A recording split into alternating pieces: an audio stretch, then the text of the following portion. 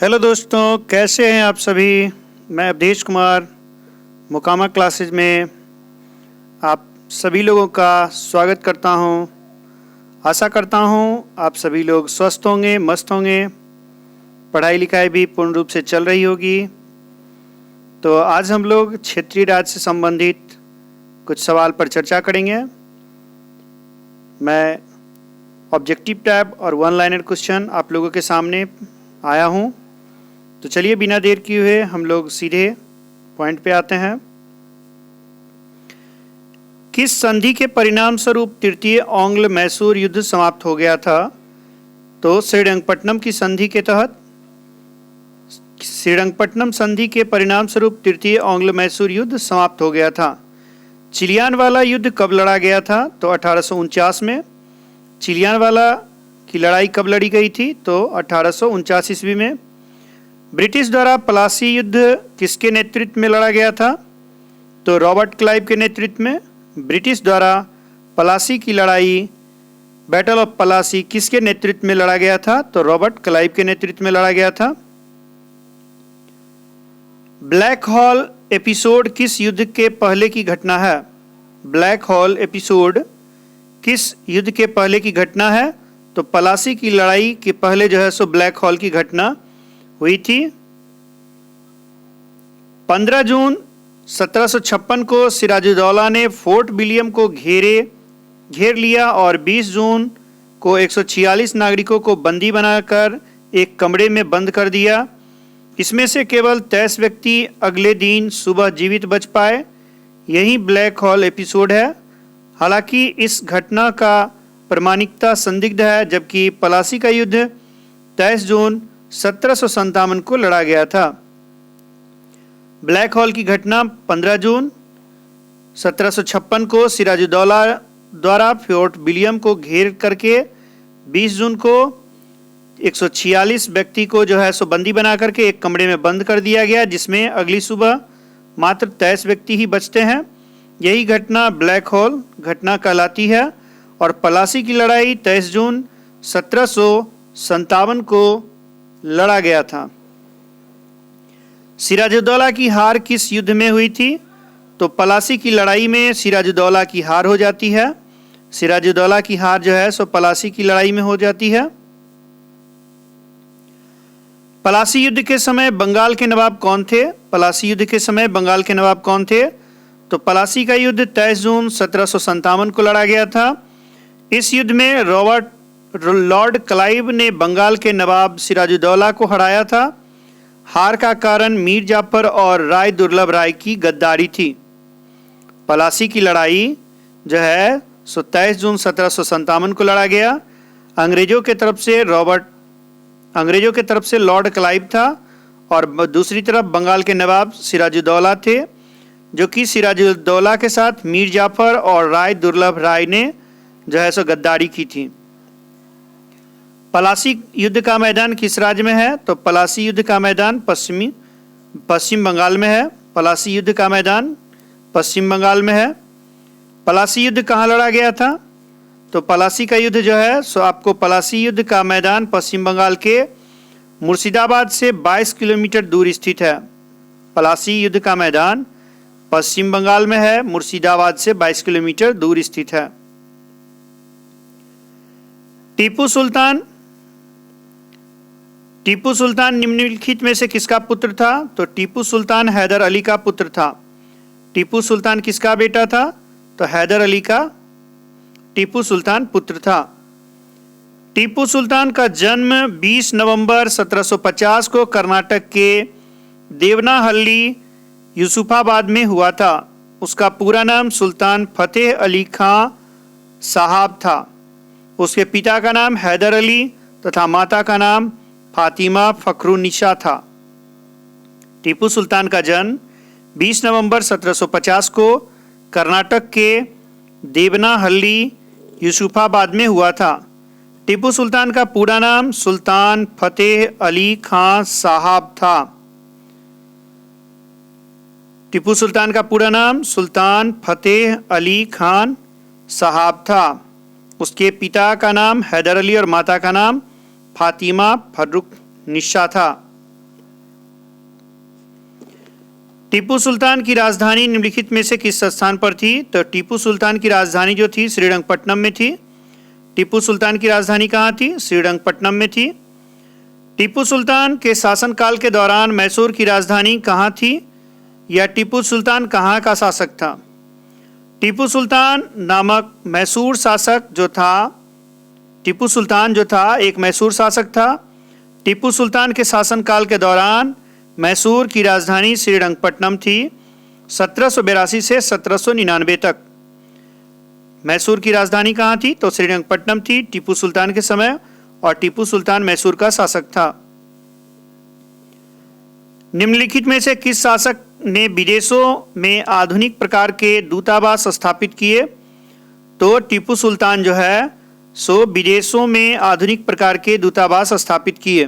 टीपू सुल्तान जो है विदेशों में आधुनिक प्रकार के दूतावास स्थापित किए। टीपू सुल्तान को तीसरा आंग्ल मैसूर युद्ध 1790 से 92 के बीच जो लड़ा गया अवश्यमय भावी प्रतीत हुआ, अतएव उसने तुर्की से सहायता प्राप्त करने का प्रयत्न किया।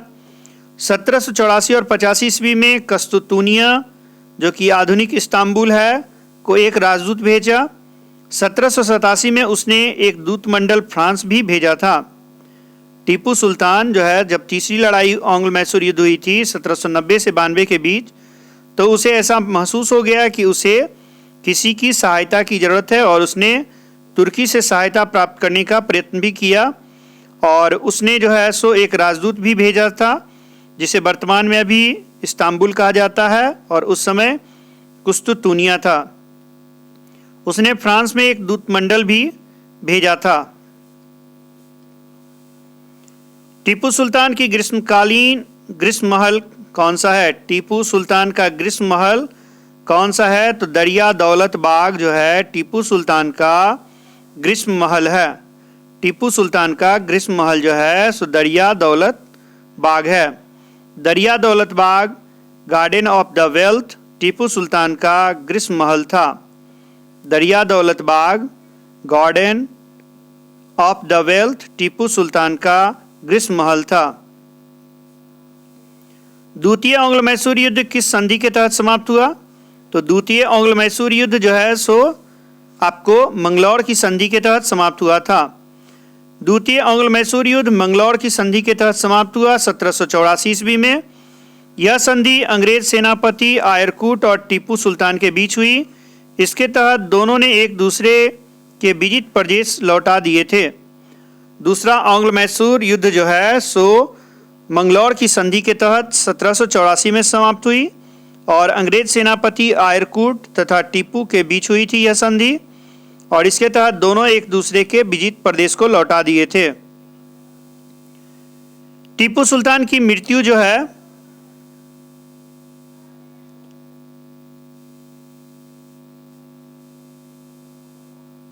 टीपू सुल्तान की मृत्यु 1799 में कौन से युद्ध में हुई थी? तो टीपू सुल्तान की मृत्यु जो है सो श्रीरंगपट्टनम का जो था युद्ध उसमें 1799 में हो गई थी। टीपू सुल्तान कभी भी सहायक संधि के लिए तैयार नहीं हुआ, अतः गवर्नर जनरल लॉर्ड वेलेस्ली ने टीपू सुल्तान पर फ्रांसीसियों के साथ मिलने का आरोप लगाकर 1799 में चतुर्थ आंग्ल मैसूर युद्ध की घोषणा कर दी। 4 मई 1799 ईस्वी को अपनी राजधानी श्रीरंगपट्टनम की रक्षा करते हुए टीपू सुल्तान वीर गति को प्राप्त हुआ।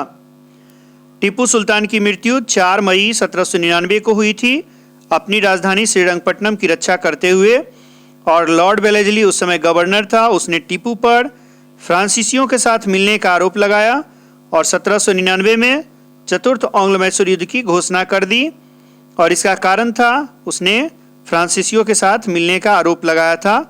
चूंकि टीपू सुल्तान जो है सो सहायक संधि के लिए तैयार नहीं हुआ था, इसीलिए लॉर्ड वेलेस्ली ने आरोप लगाया था। निम्नलिखित में से कौन सा युद्ध ने अवध के नवाब को ईस्ट इंडिया कंपनी पर आश्रित बना दिया था? किस युद्ध के बाद अवध के नवाब ईस्ट इंडिया कंपनी पर आश्रित हो गए थे? तो बक्सर के युद्ध के बाद जो है सो अवध के नवाब ईस्ट इंडिया कंपनी पर आश्रित हो गए थे बक्सर युद्ध के बाद। बक्सर का युद्ध 1764 में हुआ, जिसमें बंगाल का नवाब पराजित हो गया और उसे संधि करनी पड़ी। यह संधि 1765 में रॉबर्ट क्लाइव, शाह आलम द्वितीय और शुजा-उद-दौला के बीच संपन्न हुई थी। यह संधि इलाहाबाद की संधि के नाम से जानी जाती है। इस संधि के बाद अवध का नवाब ईस्ट इंडिया कंपनी पर आश्रित हो गया था।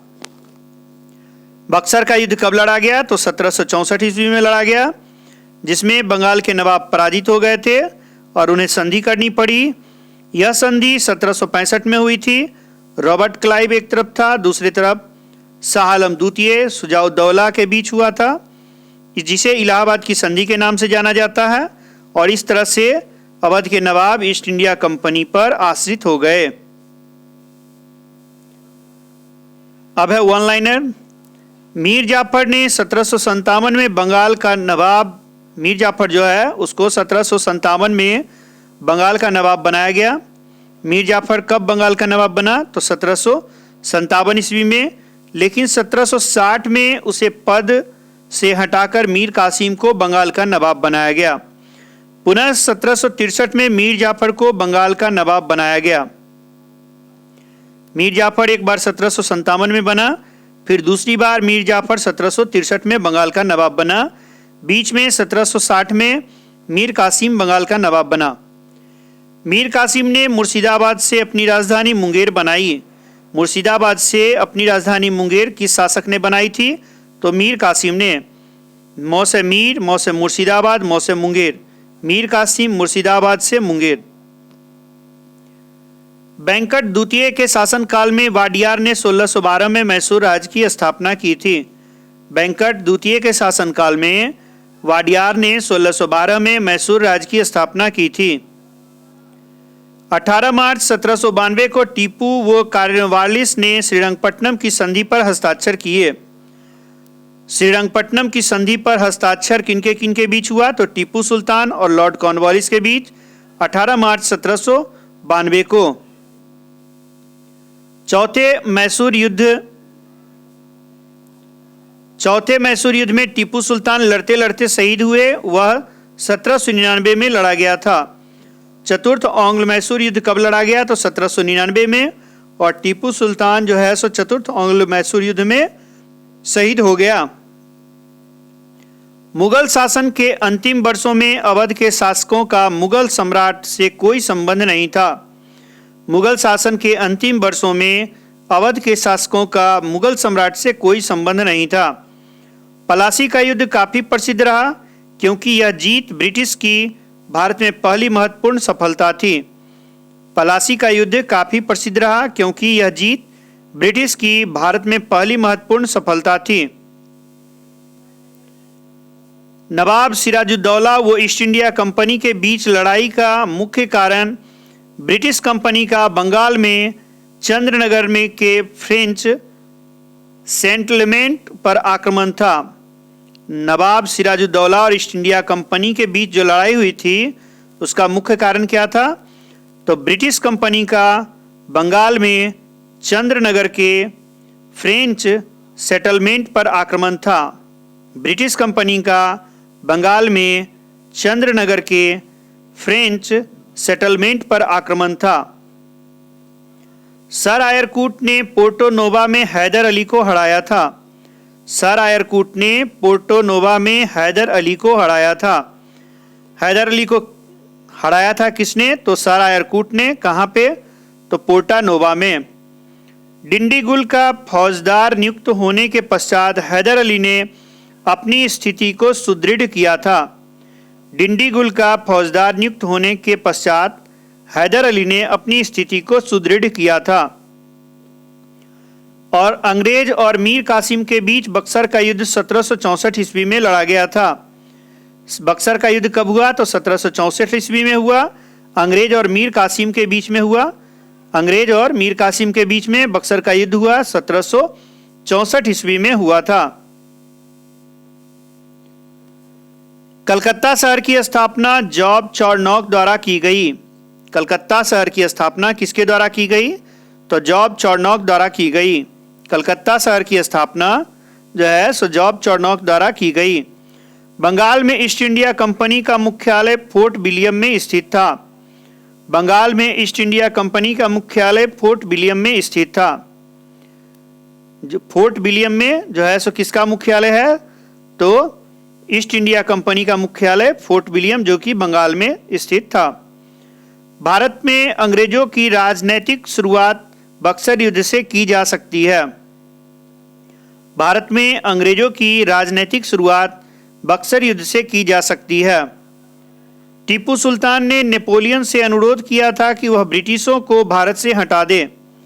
टीपू सुल्तान ने नेपोलियन से अनुरोध किया था कि वह ब्रिटिश को भारत से हटा दे।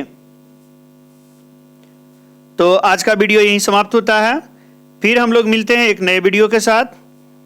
तब तक अगर आपको मेरे द्वारा बनाए गए वीडियो अगर अच्छे लगे तो please like and subscribe Mokama classes और इसे ज़्यादा से ज़्यादा अपने मित्रों में शेयर करें। फिर हम लोग मिलते हैं एक नए वीडियो के साथ। तब तक के लिए जय हिंद।